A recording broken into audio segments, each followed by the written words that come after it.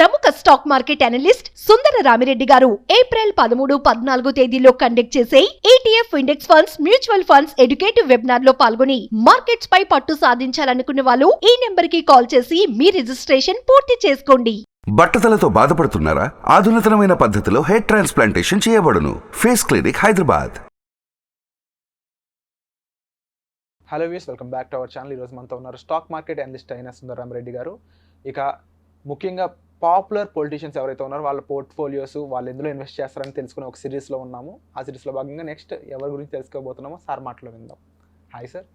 Hi sir, previous ఎపిసోడ్లో రాహుల్ గాంధీ గారి యొక్క పోర్ట్ఫోలియో చాలా ఇంట్రెస్టింగ్ అనిపించింది. మా కోసం ఇన్ఫర్మేషన్ తెచ్చినందుకు థ్యాంక్ యూ సో మచ్. ఇక ఈ ఎపిసోడ్లో ఏ లీడర్ గురించి మనం తెలుసుకోబోతున్నాం? శశి థరూర్ అండి, కేరళలో one of the famous Congress politician, అంటే చాలా మోడర్న్ కూడా.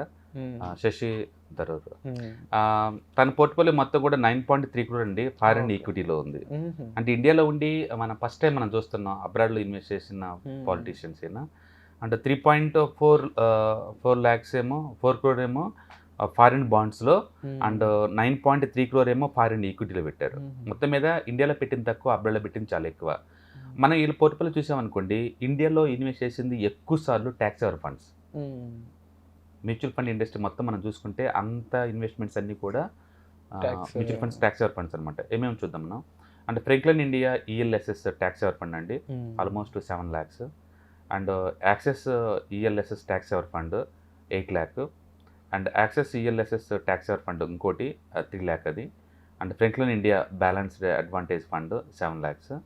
And Edelweiss MSCI India domestic fund అండి, ఇది ఒక 5 lakh. And tax saver fund ఇంకోటి. మొత్తం మీద ఇండియాలో ఇన్వెస్ట్ చేస్తుంది ఎక్కువ సార్లు మ్యూచువల్ ఫండ్స్లో అండ్ ట్యాక్స్ ఎవర్ ఫండ్స్ అండి. అండ్ ఇండియాలో స్టాక్స్ విడిగా కాదు, మొత్తం ప్యాక్లో చెప్పాలంటే 93 lakhs ఇండియన్ స్టాక్ మార్కెట్లో ఇన్వెస్ట్ చేశాడు. అండ్ బాండ్స్లో మాత్రం 3 crore rupees corporative bonds invest చేశాడు. అండ్ 91 lakh ఏమో CP అంటే సర్టిఫికేట్ ఆఫ్ డిపాజిట్స్లో పెట్టాడు. అండ్ ETFs బిట్కాయిన్ ETF అబ్రాడ్లో ఇన్వెస్ట్ చేశాడండి, and 5 lakh. And American treasury సెక్యూరిటీస్లో ఆల్మోస్ట్ 2 crore పెట్టాడు అమెరికాలో. అండ్ ఇంకొకటి loan to the ST capital LLC units, ఇది కూడా అమెరికాలో అండి, ఇది కూడా డెట్ ఫండ్స్లో 1 crore దాకా ఇన్వెస్ట్ చేశాడు. మొత్తం మీద 9 crore రూపాయల వరకు ఫారిన్ ఈక్విటీలో పెట్టాడు డైరెక్ట్గా. అండ్ 3.4 crore ఏమో ఫారిన్ బాండ్స్లో పెట్టాడు. సో ఇండియాలో చాలా తక్కువ అండి అబ్రాడ్లో ఇన్వెస్ట్ చేస్తున్న వాళ్ళు. తను మాత్రం ఎక్కువ అబ్రాడ్లో ఇన్వెస్ట్ చేస్తాడు, ఇండియాలో తక్కువ ఇన్వెస్ట్ చేస్తాడు. అంటే రీజన్ ఏమైనా తెలుసుకునే అవకాశం ఉంటుంది సార్? జనరల్ ఇలాంటి వాళ్ళకి ప్యాటర్న్ ఏమైనా? బేసికల్గా ఏంటంటే కొంచెం మోడర్న్ పీపుల్ బహుశా సిటిజన్షిప్లో అలాంటి ఏదైనా ఉండొచ్చు ఆ కంట్రీలో, అలా ఇన్వెస్ట్ చేసి ఉండొచ్చు. అంటే ఇలాంటి వాళ్ళు బ్రాండ్ అంటే మన కంట్రీస్కి వేరే కంట్రీస్లో అంబాసిడర్లు ఉంటుంటారు కదా, ఆ టైప్లో కూడా ఆలోచించే అవకాశం ఉంటుందంట. లేదు, తను కాంగ్రెస్ ఎంపీ, అలా కూడా కాదు. సో బేసికల్గా లీగల్గా ఇండియన్ గవర్నమెంట్ రూల్స్ ప్రకారం అబ్రాడ్లో ఆస్తులు ఉండొచ్చు అండి, ఆ ప్రాసెస్లో భాగంగా వాళ్ళు ఉండొచ్చు. పైగా అన్ని డెట్ ఫండ్స్ ఎక్కువ ఉన్నాయి. కాకపోతే బిట్కాయిన్ ETF ఉంది, బిట్కాయిన్ ETF, బట్ అది ఇండియాలో అది లీగల్. అదే వేరే కంట్రీలో పెట్టినా సరే అక్కడ అది లీగలే కదా, అలా ఉండొచ్చు. ఇండియాలో అయితే ఎక్కువ సార్లు మ్యూచువల్ ఫండ్స్ అయితే ELSS ఫండ్సే ఉన్నాయి, అండ్ స్టాక్స్తో తక్కువ ఉన్నాయి, ఎక్కువ అబ్రాడ్లో ఉన్నాయి. ట్యాక్స్ సేవింగ్ ఎక్కువ ఇన్వెస్ట్మెంట్ అనేది ఉందని చెప్పేసి అంటున్నారు. అవును, బట్ ఎలా చేసిన సరే సెక్షన్ 80C ప్రకారం up to 1.5 lakh per annum allow చేస్తారు. అంటే తను ఎవ్రీ ఇయర్ కన్సిస్టెన్సీగా కంటిన్యూస్గా ఓన్లీ స్టాక్ మార్కెట్లో ఉన్న ELSS మ్యూచువల్ ఫండ్స్లోనే పెట్టి సెక్షన్ 80Cని వాడుకుంటున్నాడు. ఎక్కువ మంది ఇండియాలో provident funds, national pension schemes and అలాంటివి తీసుకుంటారండి ట్యాక్స్ సేవింగ్ కోసం. బట్ అవన్నీ డెట్ ఫండ్స్, అందుకని తక్కువ రేట్ ఆఫ్ రిటర్న్ వస్తాయి. అంటే హార్డ్లీ 7%, 8% ఇలా వస్తాయి. అంతే 60 ఉంటుంది. 7% కన్నా ఎక్కువ రాదు ప్రావిడెంట్ ఫండ్స్. బట్ NPS మాత్రం అప్ టు 12 lakh వస్తుంది, ఎందుకంటే దాంట్లో కొంత ఈక్విటీ ఉంది కాబట్టి. బట్ NPS ఒకటే కొంచెం హైయెస్ట్ రిటర్న్స్ వచ్చే ఇండియాలో వచ్చే గవర్నమెంట్ ఫండ్స్ అనమాట.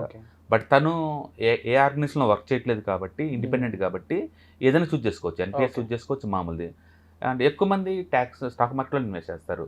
ఈ ట్యాక్స్ స్టాక్ మార్కెట్లో ఉన్న ELSS ఫండ్లో ఉన్న బ్యూటీ ఏంటంటే అన్నిటికంటే తక్కువ లాక్ పీరియడ్ 3 years.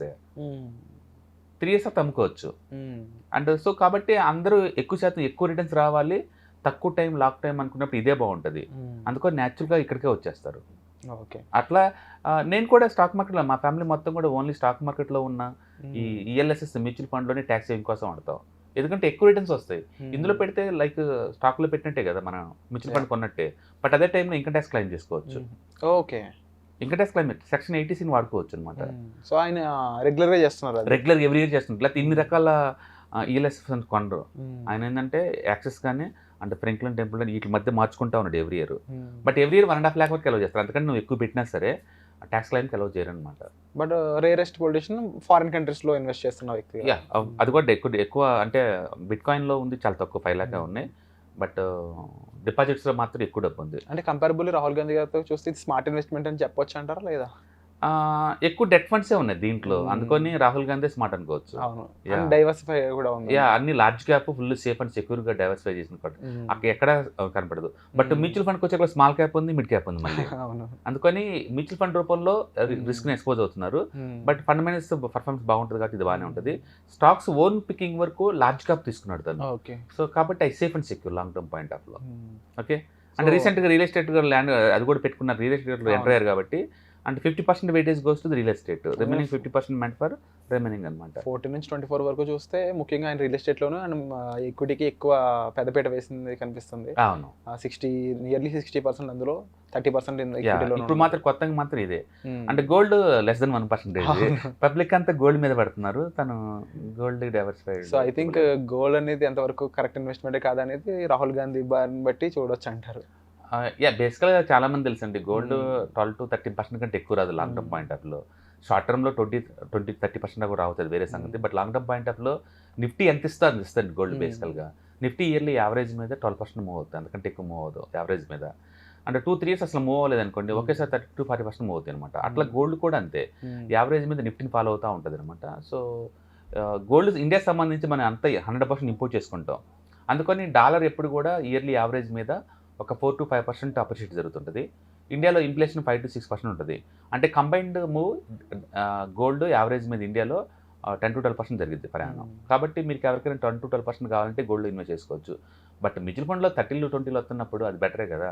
అందుకని న్యాచురల్గా రాహుల్ గాంధీకి ఎట్లా బ్యాచిలరే కాబట్టి గోల్డ్ అంత అవసరం లేకపోవచ్చు. సో మొత్తానికైతే ఎక్కువ అమౌంట్ అంతా తీసుకెళ్ళేసి రియల్ ఎస్టేట్లో 50% ఈక్విటీలో పెట్టాడు. ఈక్విటీలో కూడా లార్జ్ క్యాప్ స్టేబుల్ మోడల్స్ పెట్టాడు, ఓన్ పికింగ్. అండ్ మ్యూచువల్ ఫండ్స్కి ఎక్స్పోజ్ అయ్యాడు, మిడ్ అండ్ స్మాల్ క్యాప్కి. సో అండ్ ఓవరాల్గా చూసుకున్నట్లయితే వీళ్ళ విషయం ఎలా ఉంటే ఇంకా కామన్ పీపుల్ కోసం మీరు ఆల్రెడీ ఈటీఎఫ్ మ్యూచువల్ ఫండ్స్ వీటిపై వర్క్షాప్ చేయడం అనేది రెగ్యులర్గా జరుగుతూ వస్తుంది. రైట్ నో నెక్స్ట్ వర్క్షాప్ కూడా జరగబోయే అవకాశం ఉంది కాబట్టి ముఖ్యంగా వీటిలో ఎటువంటి వాళ్ళని ఫోకస్ చేసి చేస్తున్నారు? ఎంప్లాయిడ్ వాళ్ళ కోసమా, లేకపోతే సెకండ్ సోర్స్ ఆఫ్ ఇన్కమ్ చూస్తున్న వాళ్ళ కోసమా? బేసికల్గా ఇది డిపెండింగ్ అపాన్ పార్టిసిపెంట్స్ అండి. వాళ్ళు పార్ట్ టైం చేసుకోవచ్చు, ఫుల్ టైం చేసుకోవచ్చు, అవి ఏంటో తెలుసుకుందామా అని అలా ఉండొచ్చు. అసలు స్టాక్ మార్కెట్ అంటే ఏంటి, ఎన్ని రకాలుగా అసెట్స్ డైవర్సిఫై చేసుకోవచ్చు అని తెలుసుకుందామని ఉండొచ్చు, అలా అనమాట.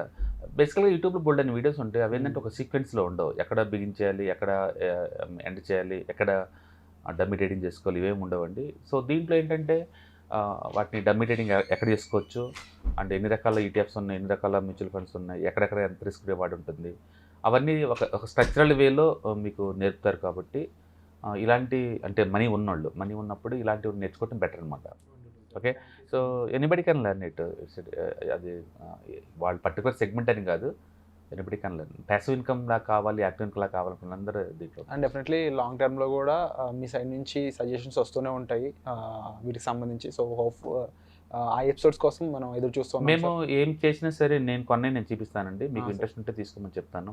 పర్టికులర్ సజెషన్స్ ఉండవు కానీ బట్ నాది నేను చూపిస్తాను ఎంత ఉందని చెప్పేసి డూప్లికేట్ చేయమంటారు. ఆ గైడెన్స్ అనేది తప్పకుండా చాలా మందికి రిక్వైర్మెంట్స్ అండ్ అది ఇస్తున్నది కూడా. Thank you so much. ప్రముఖ స్టాక్ మార్కెట్ అనలిస్ట్ సుందర రామిరెడ్డి గారు ఏప్రిల్ 13-14 తేదీల్లో కండక్ట్ చేసే ETF index funds mutual funds educative webinar లో పాల్గొని మార్కెట్స్ పై పట్టు సాధించాలనుకునే వాళ్ళు ఈ నెంబర్ కి కాల్ చేసి మీ రిజిస్ట్రేషన్ పూర్తి చేసుకోండి.